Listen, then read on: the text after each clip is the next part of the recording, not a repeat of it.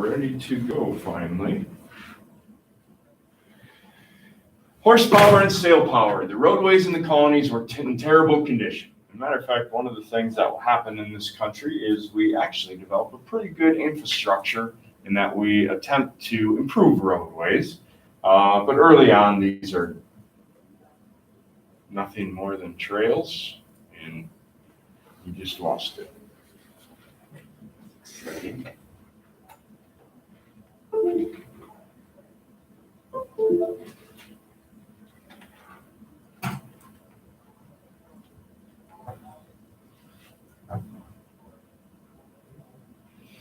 Awesome.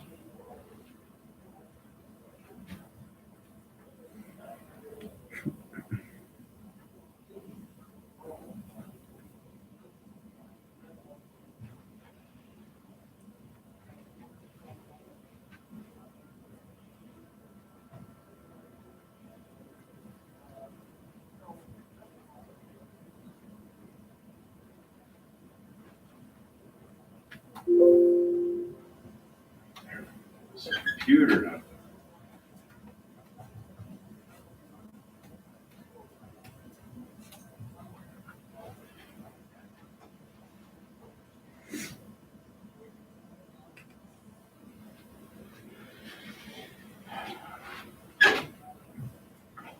You ever have days where you should probably just go home and just call the day a wash?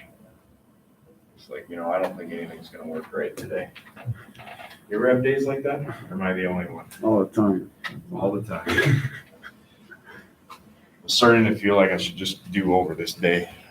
Go home, go back to bed, wake up tomorrow, try again. All right. Roadways in the colonies are in terrible condition. Transportation in colonial America was essentially slowed by any of the means available. It's not super developed. But because of this, early on, when the United States does become a country, it is a big push to improve roadways, and mostly because of commerce. The faster you can move goods from point A to point B, the more goods you can move, the more money that can be made. Does that make sense? And so the infrastructure system, in this country, and I get it today, there are complaints about it. We obviously had a bridge collapse in Minnesota, and that's a pretty huge deal. But when you compare us to other countries in the world, the amount of highways that we have, we're in pretty good shape. I mean, it was clearly the interstate road system is clearly an attempt to try to expedite commerce. All right. So it's slow early on. An intercolonial postal system was established by the mid-1700s to try to move, mail or information. And it's one of the things that greatly aids in preparing for a Revolutionary War is the fact that there was this postal system, newspapers and pamphlets. Thomas Paine is going to write a pamphlet called Common Sense, could be delivered relatively quickly throughout the colonies, especially at that, in those days. And it's not Amazon, it's not overnight, but it's pretty quick for the time. Lots of entertainment starting to pop up. The colonies are starting to take on their own identity. This is like a sign for a pub that existed here.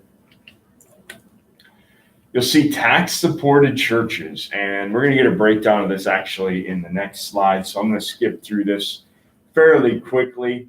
Just want to point out the Congregational Church that we see in Massachusetts, Connecticut, New Hampshire.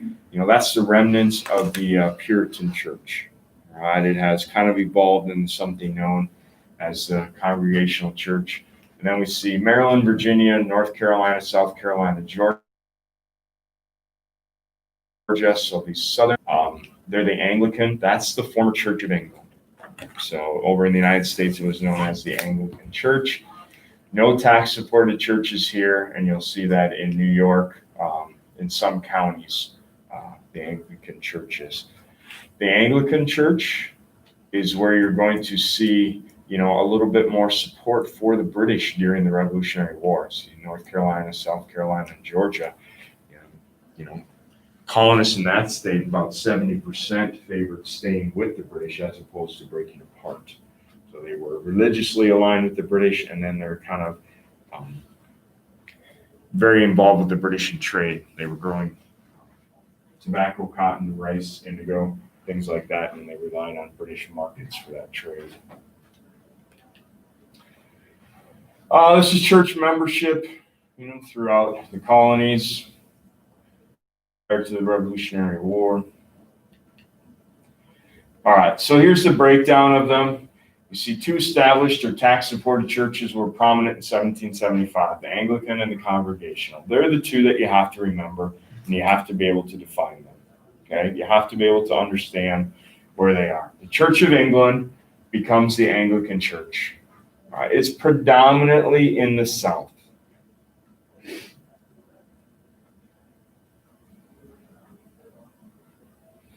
Obviously, part of New York is in there too. The College of William and Mary was founded in 1693 to better train a class of clerics for the Anglican Church. Then we have the Congregational Church. It had grown out of the Puritan Church, formerly established in all of the New England colonies except independent-minded Rhode Island. Remember, we talked about Rhode Island and Connecticut as being, kind of on the forefront of creating separation of church and state. Presbyterianism was never made official in any of the colonies. Religious toleration had made tremendous strides in America. There were not as many Catholics in America, hence anti-Catholic laws were less severe and less strictly enforced. In general, people could worship or not worship as they pleased. And so what we're seeing is religious freedom evolve as there becomes a little bit more diversity. And this is the remnants of yesterday.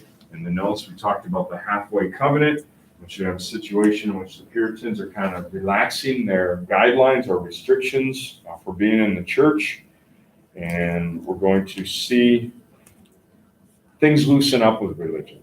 But make no mistake, these people are still very religious. Okay? Whether they're going to church for 8 hours on Sunday or an hour and a half on Sunday. Religion is still a very important part of who they are and what they do. It's just becoming, I would say, a little bit more practical or feasible for them to participate in. We talked about this a little bit yesterday. But, in some of these areas, when it comes to harvest time or taking care of, your animals, those things, they can't take a day off. There aren't very many people that do it anymore because they're all big operations. But if you milk cows, you have to milk them 7 days a week. You can't take a day off. It's not good for the cows, all right? And it's certainly not good for your productivity. And ultimately, by lessening these guidelines, aka restrictions on religion, more and more people could be involved. And they needed that too. The churches needed that because the more exclusive they become, the less money they take in because churches get money through membership, right? They pass around a collection plate. That's where they get it. Do they get tax breaks and things like that? Sure. But religious toleration in the country is pretty good, right? As the Puritans start to relax a little bit, the other ones started to relax a little bit, and we see really the creation of a country in which a person's religion, and mostly when we're talking about Christian religion, so it's a predominant religion here, most people don't think about it in day-to-day America. They don't think, well, that person's a Catholic, or that person's a Lutheran, or that person's a Baptist. We just don't see that very much. In some countries in the world, that's still very much a thing. Catholics don't get along with Lutherans and so on. Can I have your attention, please? In this country, in grade 10 with the it last really, name M through R can go to the West isn't lecture much at this time for a photo. Thank you. All right, few churches grudgingly said that spiritual conversion was not necessary for church membership. We're going to see something known as the Great Awakening. All right, and it's going to be inspired by a couple of things. And the best way for me to describe the Great Awakening, and there are some things I'm going to have you write down about it, is it's kind of like preaching with charisma, excitement, getting people excited about it. Pastors or preachers that would come in there and they would bring energy and they would be kind of, shouting or standing up and getting people going.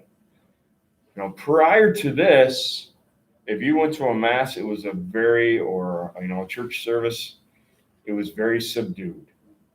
It wasn't a place for people to get excited or emotional. It was a place for you to sit, listen, and reflect on God. Does that make sense? So it's called the Great Awakening because it revitalized churches and people got excited and it appealed to the young. They wanted to be a part of this. And, we still see this today. We see, some churches being very traditional. And then we'll see some churches that, incorporate music, or a lot more music in them. And I would consider them a little bit more non-traditional. Jacobus Arminius is a Dutch theologian, meaning that he studies the Bible. He preached that individual free will, not divine decree, determined a person's eternal fate. This is known as Arminianism. And, essentially, there was a significant number of people in the New England region that believed your destiny was predetermined upon birth. Like what was going to happen to you was all mapped out by God. No choices that you made along the way were a deviation from the plan, right? If you made that choice, it was because God knew you were going to make that choice, and your destiny was predetermined regardless of what you did. And in this case here, Jacobus Arminius is saying, no, I think it's the choices you make throughout your life that determine your fate. In other words, if you're a good person, that will determine your fate, or if you're a bad person, that will determine your fate. The Great Awakening exploded in the 1730s and 40s. It starts in Northampton, Massachusetts by Jonathan Edwards. He said that through faith in God, not through doing good works, could one attain eternal salvation. He had a lifestyle of preaching. Now, he's kind of contradictory to what we just said there. The reality of it is the message, and I have to be careful how I say this, the message isn't as important as the delivery. Does that make sense? Like, his style of preaching is what attracted people to him, not necessarily what he was saying. Okay? Because it's a lifestyle. He was engaging. He got people going. Like, it's not like sitting through this class where you're bored out of your mind the whole time. It'd be like about jumping up and down up here and shouting from the rooftops, and like getting you super involved like the whole time and kind of getting after it. That's what he did. That's what attracted people to him. Okay? This is actually George Edwards, or George Whitefield, I'm sorry, that we're going to talk about here. Same concept. I mean, they would go around, they would preach, wherever they could, and people were just captivated by it. And again, it's a lot of the fact that they have this charisma. They're good, engaging speakers. You've all listened to people talk before, and some people are very good at talking in front of other people. Some people aren't so good at it, all right? If you've gone to an assembly or something like that, I'm sure you've seen good ones and you've seen bad ones. And the good ones all have a way, regardless of what their message is, of captivating their audience. Okay? And the Great Awakening is famous for people having the ability to captivate their audience and attract people to them. He gave America a different kind of enthusiastic type of preaching, so same concept. We have the old lights and the new lights. I didn't underline old lights, but I did underline new lights. It's really the old lights is old clergy. The old style, mundane, subdued. New lights, on the other hand, defended the awakening for its role in revitalizing American religion. It's getting people back into church. Getting people excited to want to be in church. I use this saying in football from time to time, but it's the difference in one word, but it changes everything. And the word is, do you have to go to practice, or do you get to go to practice? You understand how it's a complete different mindset?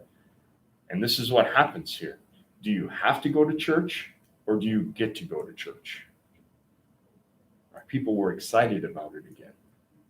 Before they had to go to church, and now they get to go to church. That's the switch in the mindset. That's how they're feeling. Has an emphasis on direct emotive spirituality, seriously undermine the older clergy. And again, it's not so much that the message is so significantly different, it's the delivery of the message that undermines the old authority. It makes it so that who do you want to listen to? You want to listen to the young guy, maybe not necessarily young, but the super engaging speaker, or do you want to listen to the boring old man? You know? And so the boring old men, they would say, hey, this is the right way to do it. People say, I'm not interested in listening to you. And again, it wasn't so much about the message, it was really much more about the delivery.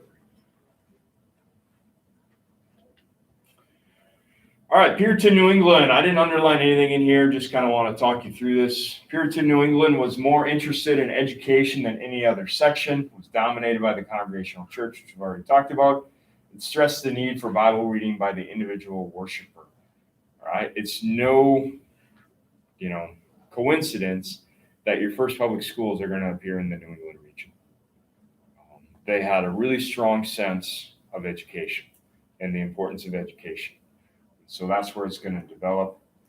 College education was regarded very highly in New England. In New England, the schools were focused on training men for the ministry. 9 local colleges were established during the colonial era.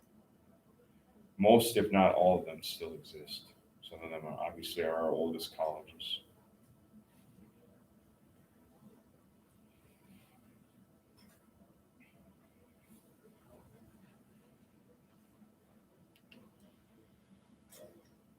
Gosh, I think this is a picture of Princeton when it was first put out. I can double check. It says on my notes over here. Yep, it is Princeton. It was originally called the College of New Jersey at Princeton. And then they shortened it up to Princeton. I went out there once. It's amazing. They still have some of the old original buildings. But you're driving down a road and you would not think there's a college, and like you take a left and all of a sudden you're in the middle of a college. It's kind of cool.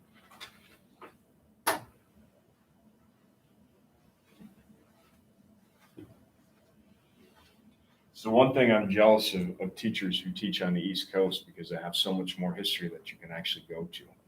In the Midwest, we don't have a lot, unfortunately. Take a field trip to Fort Snelling, that's about it. These are some of the colleges. Most of them I would imagine you recognize: Harvard, William & Mary, Yale, Princeton, Pennsylvania, Columbia, Brown, Rutgers, Dartmouth. Provincial culture, red brick, Georgian style, was introduced in 1720. This is all about art and architecture. It becomes very popular in the colonies. Just a building style.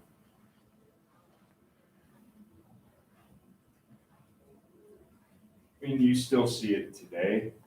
Not necessarily that building style, but it's like anything else. If you go into a development today, the houses are more or less similar. They'll have the same building style. Part of that is obviously ease. If you're following a simple set of blueprints, that work, there might be 4 or 5 different choices, but they essentially all have the same style. Homes don't differ that much. It's unique to see one that is greatly different when you can tell it wasn't necessarily built by a developer. In this case here, they're using a certain style of building that became, pretty popular in the colonies, and it lasts for quite a while.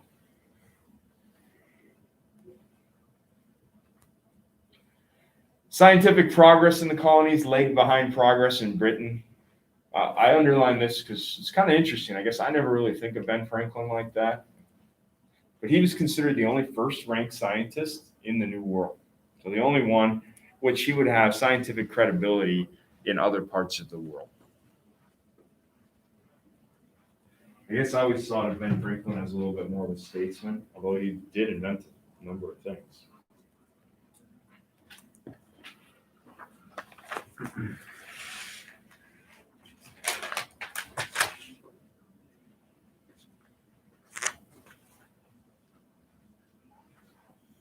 Got anybody tuned Hmm? in? We got anybody tuned in? No. No. Nobody was tuned in. I thought there was a timer down here that told me, oh, there it is. How long I've been talking. That's so I can tell like how fast I need to go. I lost it for a little bit there. This is a Dutch style chest, pretty famous in the colonies. It's built here. Built very sturdy, very decorative. I love this picture. I'm gonna actually turn the lights off so you can see it better. Can I have your attention, please? Any students in grade 10 with the last name S through Z can go to the West Lecture at this time for a photo. Thank you. Anybody know what they're doing here? They're playing a game. They're trying to get tinglies. They're shocking themselves with static electricity, and they're completely amazed by it. And the game is like, how long can you hold on with the static electricity shocking you? So it's a result of some of the, obviously Ben Franklin didn't invent electricity, but the discovery of electricity and how it works was very fascinating to people. And so, yeah, they had this way of creating static electricity, and they would hold on to that bar and they would get shocks or tinglies, they were called. All right, celebrated legal case in 1734 and 1735. The key thing here is it's going to pave the way for the concept of freedom of the press. John Peter Zenger had printed something against the royal governor, or something the royal governor didn't like. Yeah, called him corrupt or something like that. And ultimately, they arrest him, charge him with the crime of, saying bad things about the governor. And the jury voted him not guilty, which was a surprise to the judge. And he wasn't guilty because the governor was corrupt. Like if he makes it up and it's a lie and you print it in the paper, that's still illegal today. Right? That's called slander. But it was true. And he proved it was true. And therefore the jury said not guilty. That paves the way for freedom of the press. Now, journalists, as long as they are printing the truth, don't have to fear. I mean, how many of you heard the story about the guy from Saudi Arabia who was writing articles? I think he had dual citizenship, maybe to the United States even. Was writing articles that were critical of the Saudi Arabian government. You know what they did to him? They invited him to the embassy in Turkey to have a meeting. He went to it, and allegedly they killed him and dissolved his body in acid in the bathtub down the drain because they've never seen him again, ever. But they have the camera evidence of him walking in and never leaving.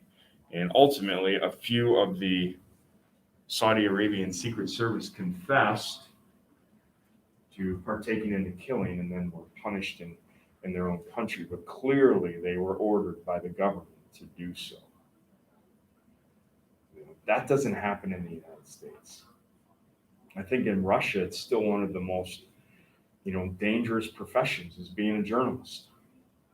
I don't think Vladimir Putin takes very lightly to people calling him out. Or in this country, you can literally put a sign in your front yard that says Donald Trump's an idiot. I've seen him. And nobody comes in the middle of the night and takes you away. Right? You can be critical of the government, but what you can't do is lie. You can't put a sign in your yard that says Donald Trump shot my dad. He's a murderer, like that's a lie, that's slander. But as long as it's the truth, you are protected. And of course, you are entitled to your own opinion in this country as well. All right, the great game of politics. Nothing for you to write down here. It's just something that's going to kind of, we should be like in the back of our minds as we go forward. By 1775, 8 of the colonies had royal governors. All right, they're appointed by the king. Most of it is the king attempting to regain control. What was going on behind the scenes here is there is a little bit of revolutionary fever, opposition to taxes that are coming out post-French and Indian War. 3 of the colonies, Maryland, Pennsylvania, and Delaware, were under proprietors, so basically owned by a business person. Not that we would call William Penn a business person. That's what a proprietor essentially was. Where under proprietors who themselves chose the governors. 2 colonies, Connecticut and Rhode Island, elected their own governors and were under self-governing charters. So there certainly is some independent rule here. And even the royal governors could be somewhat controlled by the power of the purse. They often had elected assemblies from the colony that made decisions with the royal governor overseeing it, and oftentimes the decision they made was how much the royal governor was going to be paid. And if he constantly went against the decisions that were made by the elected assembly, then his salary became greatly reduced. That's known as the power of the purse, because they could control the amount of money. Not all governors were able to be controlled that way, but some. And so there certainly is, a significant amount of self-rule taking place in the colonies. Nearly every colony used a 2-house legislative body. We see that obviously in our government today. An upper house or council was appointed by the crown in the royal colonies, the proprietor in the proprietary colonies, and then the lower house as a popular branch is elected by the people. That would be your House of Representatives versus the Senate, although the senators are now directly elected. They weren't always. Guess what? Oh, there's billiards. That's when it makes its debut here in the colonies. The end. That's as much as we are going to do today. End stream now. Didn't even get a like yet. Why isn't he go home and like